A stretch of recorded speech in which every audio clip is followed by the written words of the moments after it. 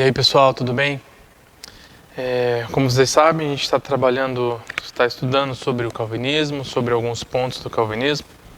Hoje, na aula 10, a gente vai falar sobre a graça eficaz, ou melhor, a graça irresistível. Nós vamos falar sobre esse tema em 2 aulas, assim como a gente tem feito nos outros pontos, que a gente tem feito 2 aulas para cada ponto, para explicar um pouquinho melhor. A gente já falou sobre a graça irresistível, sobre a graça eficaz na primeira aula, mas eu acho que é bom a gente pegar um tempo para falar melhor, porque como existem muitos argumentos a favor e contra, é bom que vocês saibam todos eles e saibam compreender bem e defender os argumentos a favor e saibam se defender, saibam responder os argumentos contrários também. Então dessa vez eu vou começar com uma leitura bíblica, que explica bem, que concatena bem essa ideia da graça irresistível, da graça eficaz. Romanos 8, do 28 ao 30.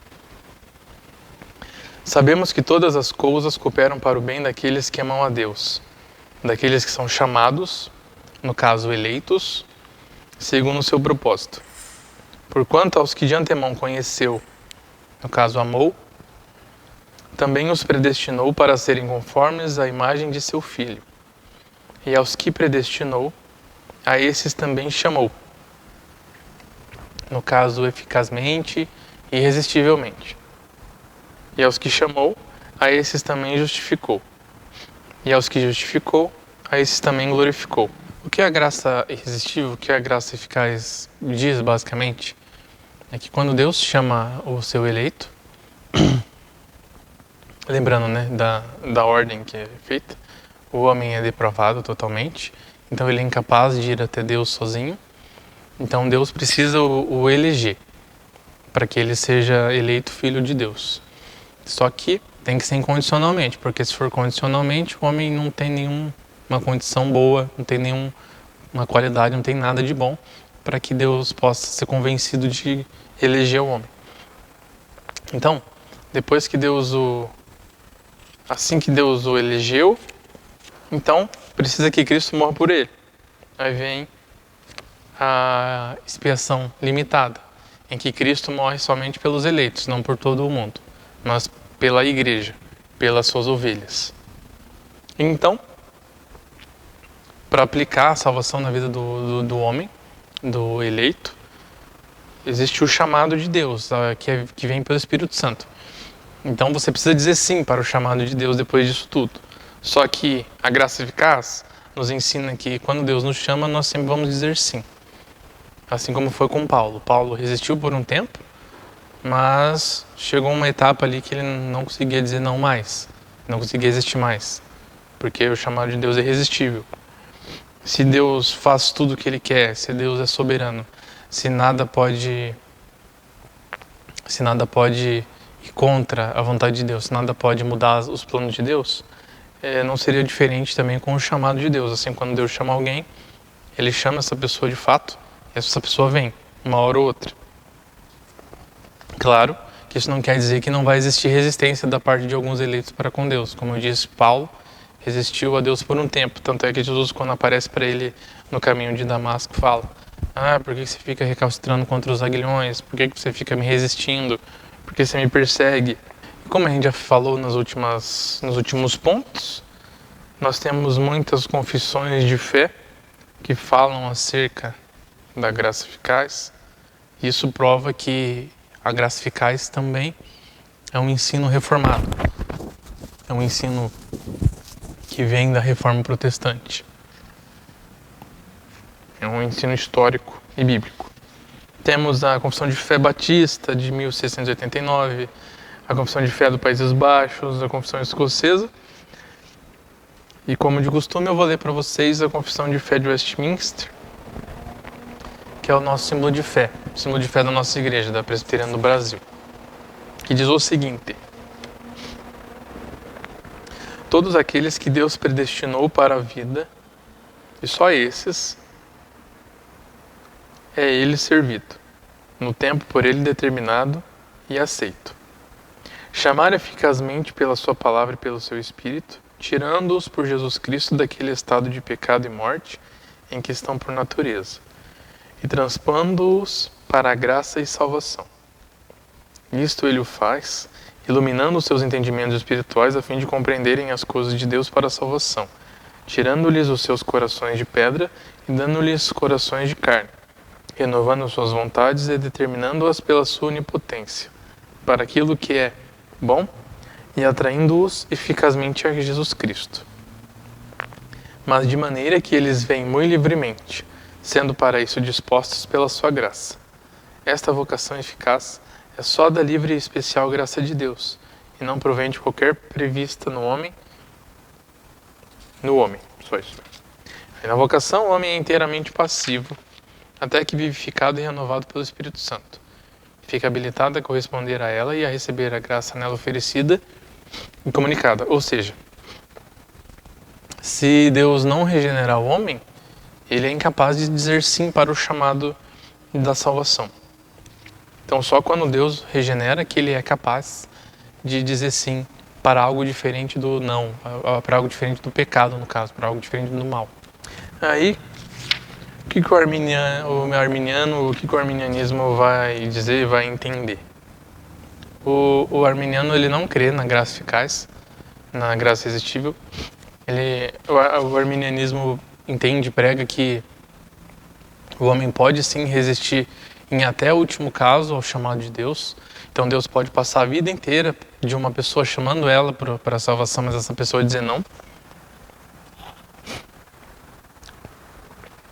É como se o Espírito Santo apenas falasse no ouvido da pessoa: aceita Jesus, ao invés de o Espírito Santo de fato eficazmente levar essa pessoa para a conversão.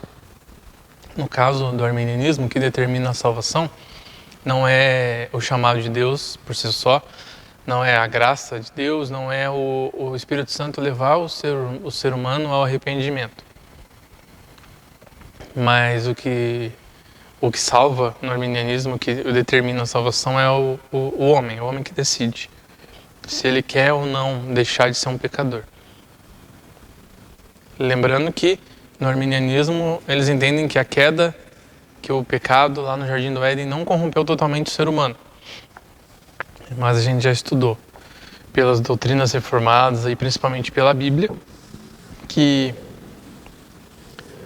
na verdade o homem ele não só morre espiritualmente, mas ele fica incapacitado de fazer o bem. É como se ele estivesse mais habilitado ainda a fazer o mal. Ele só pode fazer o mal e ele se esforça para só fazer o mal. Então lembre-se sempre da comparação com a árvore. A árvore boa não pode produzir frutos maus, assim como a árvore má não pode produzir frutos bons. Uma árvore que dá figo, ela não vai dar limão, ela vai dar figo. E uma árvore que dá limão vai dar limão, não vai dar figo. Ou laranja, ela vai dar a fruta que ela tem que dar. Então, se um homem é mau, ele não pode. Não existe arrependimento nele, não existe fé, não existe nada de bom, não existe nada que possa fazer ele ser salvo. Muito pelo contrário. Então, quando a gente lembra disso, a gente vê que já não faz tanto sentido assim a salvação depender do homem, a salvação ficar pela decisão de um pecador, que não consegue decidir para o bem, ele só consegue decidir por fazer o mal. O problema maior disso é que o Deus que o arminianismo prega é como se fosse um Deus distante, que ele possibilita a salvação, mas ele não leva ninguém de fato até a salvação. E não é o caso. O nosso Deus, ele possibilita a salvação, ele nos dá a salvação, ele nos leva até a salvação, ele completa a salvação na nossa vida. Então, o Deus que nós acreditamos, o Deus que a Bíblia prega, é diferente desse Deus. Deus não é um Deus distante. Deus não é um Deus que só possibilita a salvação e se afasta. É como se Deus aqui, nesse caso, Deus não interfere em nada. Deus só fica observando a história do mundo, observando a história da igreja, mas não age de fato na vida dos seus eleitos. O que não faz sentido, logicamente falando e biblicamente falando. Tem diferença também para a graça, quando a gente fala em graça. Assim como existem tipos de eleição, quando a gente falou lá atrás sobre a eleição incondicional, existem tipos de graça também. Existe a graça comum e a graça especial. E qual a diferença principal entre a graça comum e a graça especial? A graça comum, ela acaba atingindo todos os seres humanos, os eleitos e os não eleitos. Por exemplo, bênçãos gerais. Porque você com certeza conhece alguém que não acredita em Deus, que não serve a Deus, mas ela já foi abençoada ou ela é abençoada em algum sentido. Com dinheiro, com alimento, com saúde, com emprego, essas coisas. Isso é graça comum, que a gente chama de um atributo, não um atributo, mas de um ponto não moral, no caso. Porque, bom, deixa eu dar um exemplo aqui de bênção comum, bênção não moral, uma bênção geral. É o sol. O sol nasce para todo mundo. A chuva cai sobre todo mundo, cai sobre justos e ímpios. É alimento. Não é só os eleitos que têm alimento e os outros não têm, não. A maioria tem alimento. Igualmente saúde, vestes, esse tipo de coisa.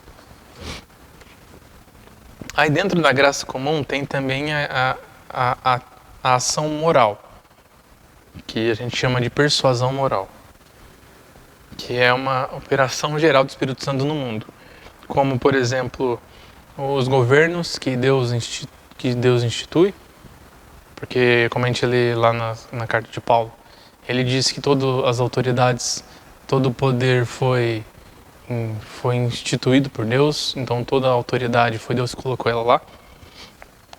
Então os governos, isso vem da graça de Deus também, a graça comum, a graça moral. A ordem que existe no mundo, por mais que cada vez exista menos ordem, mas a ordem, a decência que existe no mundo, o senso de justiça que ainda existe no mundo, que ainda existe entre os ímpios, isso vem de Deus também, entra como uma graça comum. E, por último, vem a graça especial, que é a graça salvífica, em que existe a persuasão moral do Espírito Santo na vida dos eleitos e a operação eficaz do Espírito Santo na vida dos eleitos os levando à salvação. Então existe a graça de Deus. A graça de Deus, ela opera em duas esferas, na comum e na especial. Na comum, a graça de Deus atinge todos os seres.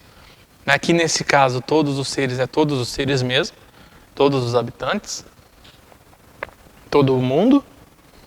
E a especial, ela atinge todos os eleitos apenas, que é a graça para a salvação. Assim como nós vimos nos outros pontos, a Bíblia ela ensina bastante sobre as doutrinas bíblicas. E essas doutrinas aqui de eleição incondicional, de graça eficaz, expiação limitada, depravação total, nada mais são do que, além de doutrinas calvinistas, elas são sobretudo doutrinas bíblicas, porque a gente encontra na Bíblia passagens que nos ensinam acerca desses pontos, dessas doutrinas. Com a graça eficaz não é diferente. Na graça eficaz nós temos muitos exemplos também.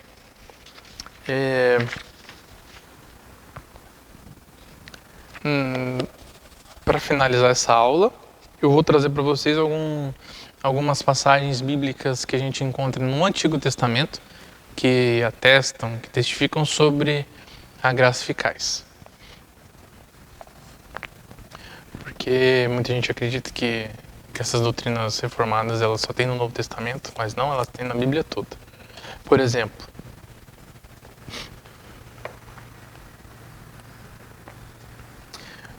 em Salmo 119:36, o salmista deixa claro que quem inclina o coração do homem é Deus. Ele diz assim: inclina-me o coração aos teus testemunhos e não a cobiça.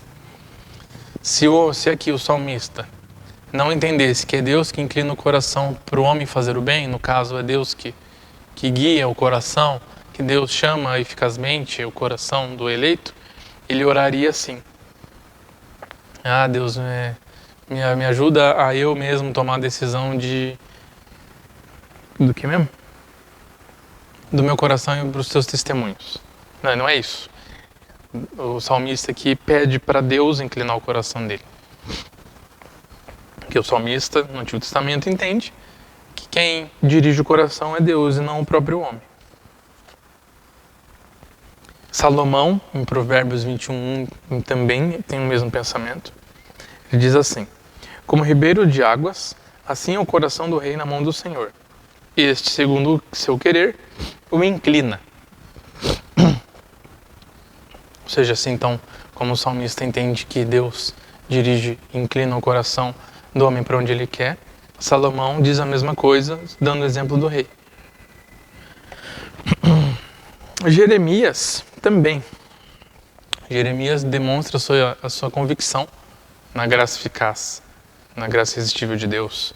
Em Jeremias 10:23, quando ele diz o seguinte: eu sei, ó Senhor, que não cabe ao homem determinar o seu caminho, nem ao que caminha ou dirigir os seus passos. Isso acaba sendo um ensino geral, né? De que o entendimento de que é Deus que dirige o caminho do homem e não o homem que dirige o seu próprio caminho. Jeremias 17:14 diz ainda: cura-me, Senhor, e serei curado. Salva-me e serei salvo, porque tu és o meu Senhor. Ou seja, se Deus se propõe a fazer alguma coisa, essa coisa vai ser realizada. Se Deus quiser curar, Ele vai curar. E se Deus quiser salvar, Ele vai ser salvo.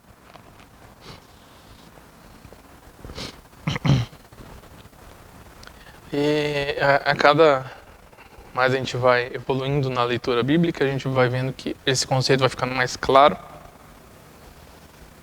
Jeremias 31:33 diz o seguinte: porque esta é a aliança que firmarei com a casa de Israel.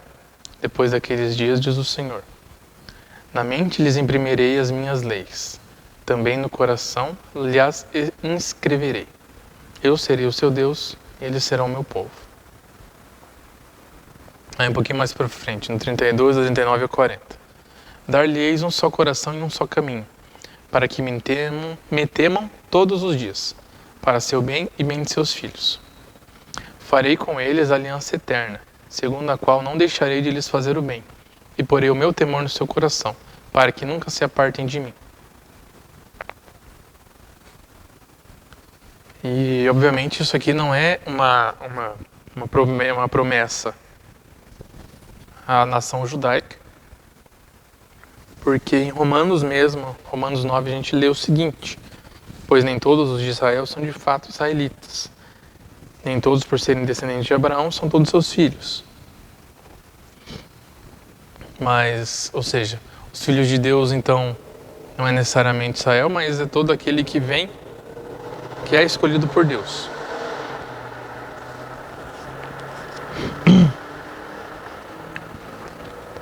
Ezequiel 36:26 também vem nessa mesma ideia. Dar-vos-ei coração novo, e porei dentro de vós espírito novo. Tirarei de vós o coração de pedra e vos darei coração de carne. Paulo, depois, no Novo Testamento, vai usar essa mesma linguagem para dizer que Deus agora está escrevendo a história não em tábuas de pedra, como foi nos 10 mandamentos, mas agora em tábuas de carne, que é o nosso coração. Então, primeiro que esses versículos aqui que nós lemos aqui no Antigo Testamento não se referem a Israel, mas se refere à igreja, aos escolhidos de Deus. E fica claro de que existe o entendimento comum de que Deus, quando se propõe a salvar alguém, Ele de fato salva, porque é Deus que inclina os corações, é Deus que dirige e guia os caminhos dos seres humanos, principalmente dos seus eleitos.